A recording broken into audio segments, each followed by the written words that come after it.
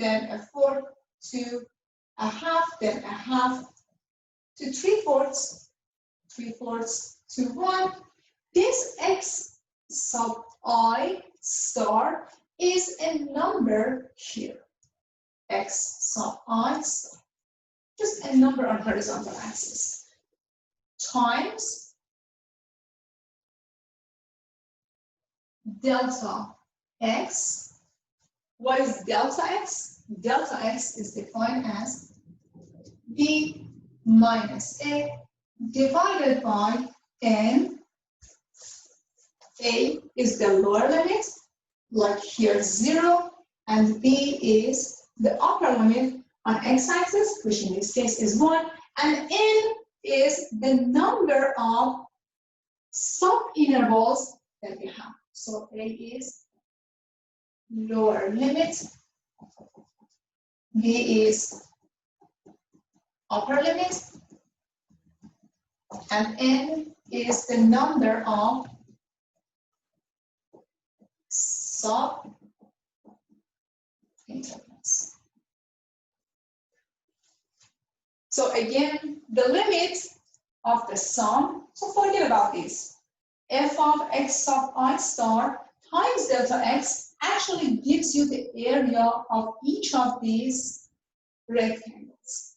This is just the area of the first rectangle. We add it to the area of the second rectangle. We add it to the area of the third rectangle, and we continue the process. So we are adding them all together. Why we are taking the limit? We take the limit because we have n to infinity sub-intervals. That's our goal. To get the best area, the best approximation for the area, we have to take the limit. Perfect. So your I starts from 1 and it stops at n, and the limit, you take the limit while n goes to infinity. Eventually, the limit of the sum, can be replaced by integral notation, which is ugly s. So the limit sum can be denoted by this ugly s, starts from a, stops at b, and instead of f of x sub I star, you use f of x, and instead of delta x, we're going to use dx. This is your area. This is integral. Definite integral.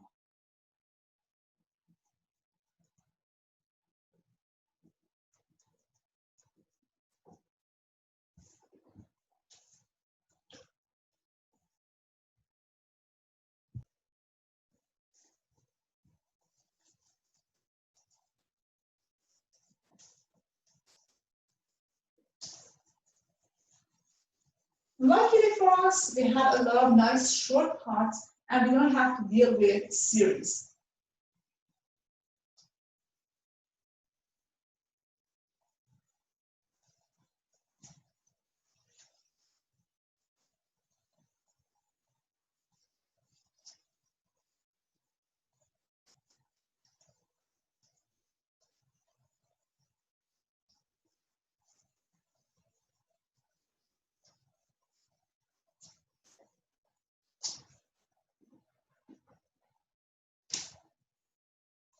Okay, 5.2. We are on page 1. So officially, we have a theorem here. This theorem says, suppose f, let f be a nice function, be a continuous function. F be a continuous function on a closed interval a to b,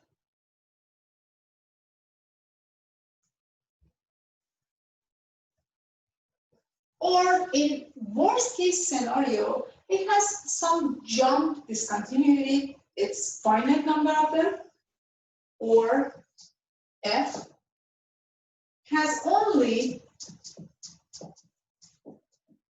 a finite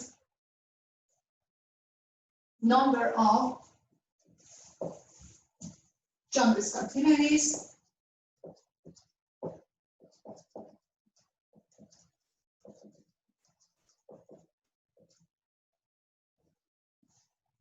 then we say that f for sure is integrable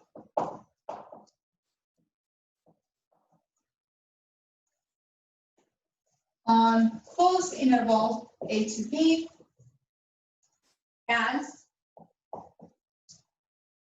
the definite integral is denoted by RDS integral of function f of x with respect to variable x while x ranges between a to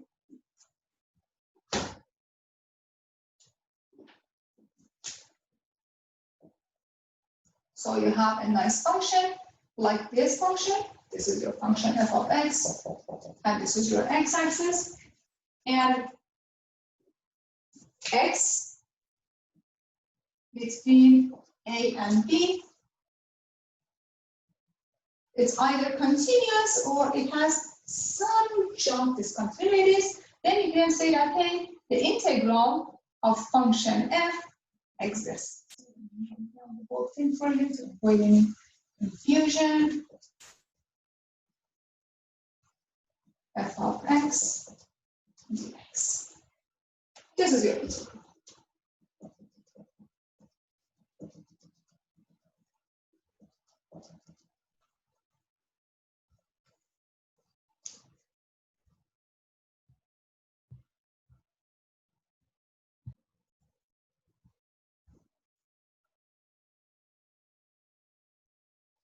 So some properties of your integral, which are all connected with the properties of some series.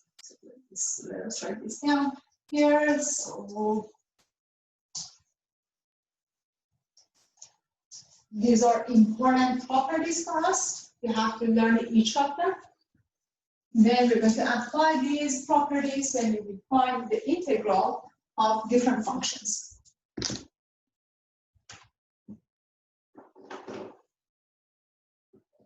So let me write the formula down here for you. So we learned that the limit of the sum of f of x sub y star delta x is equal to the integral a to b f of x dx. That's how we define an integral. So I start from 1 to n, and n goes to infinity. We have properties for series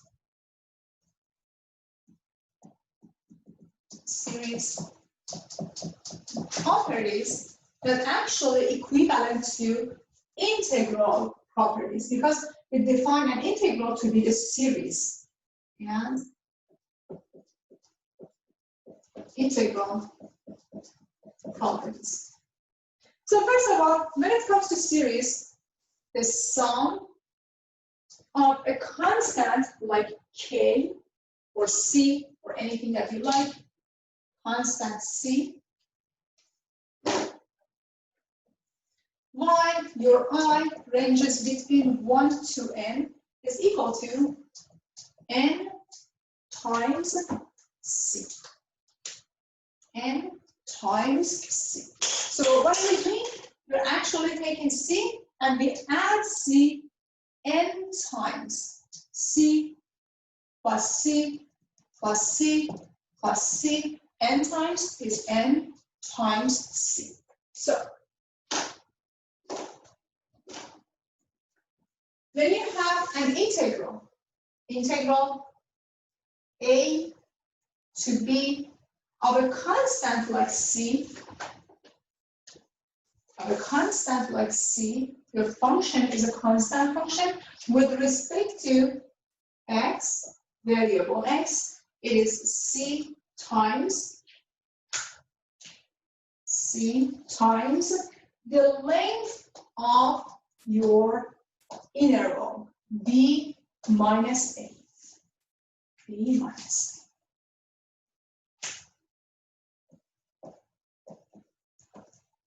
the first property.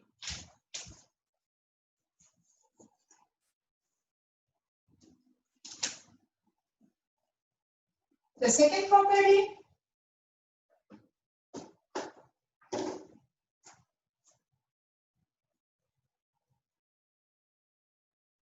the sum of c times a sub I, while I ranges between 1 to n, is equal to, when you have a constant in front of your AI or terms of the series, you can write c outside the sum c times multiplied by the sum of a sub I while I ranges between 1 to n. So, since we have this property for our series, we get the same property for our integral, because integral and series are equivalent to each other.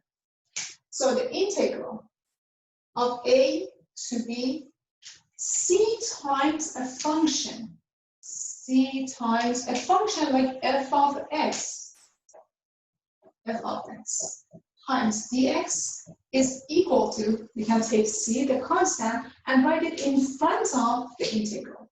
C times the integral a to b f of x dx.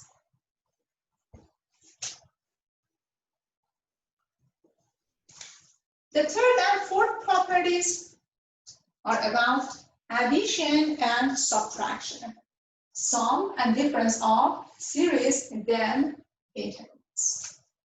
If you have the sum of a sub I plus b sub I ranges between 1 to n, this is equal to find the sum of each of these and add them all together.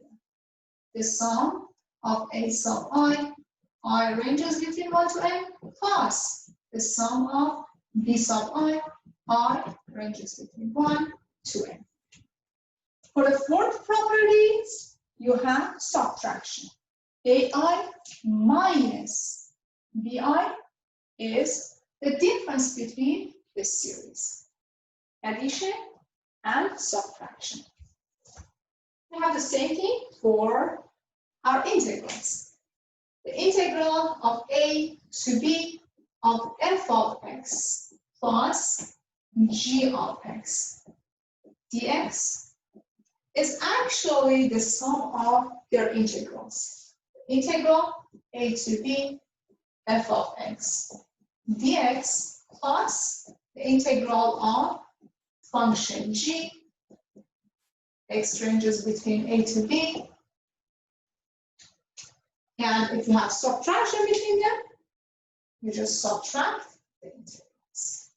Important properties for integrals.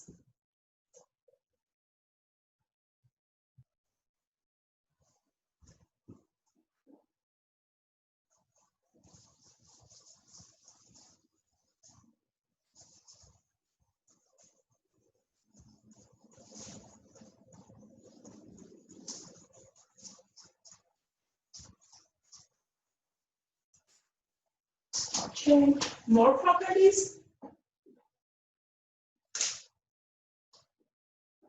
We are on page 3 of 4.2.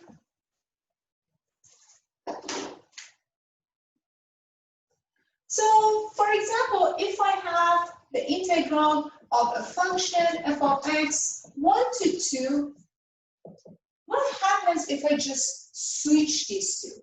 Suppose I change this to 2 to 1. The lower limit is 2, the upper limit is 1. Guys, note that it's not standard.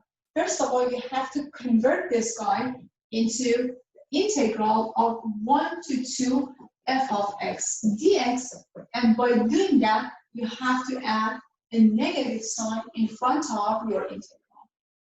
So in general, if a is less than or equal to b, the integral of b to a f of x dx is minus the integral a to b f of x dx.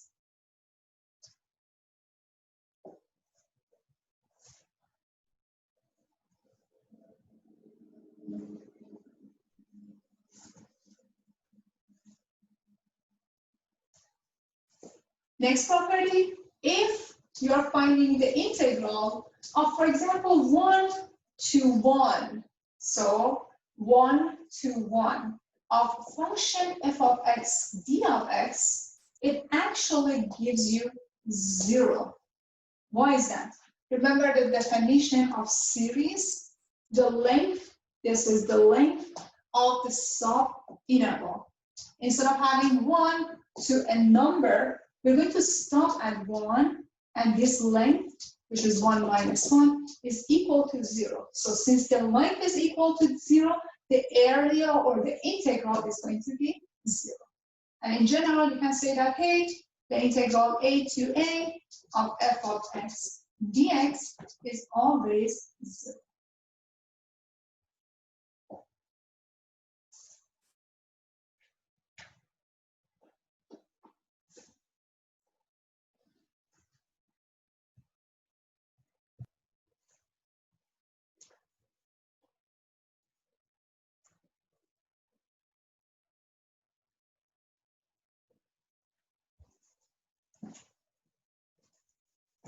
Okay.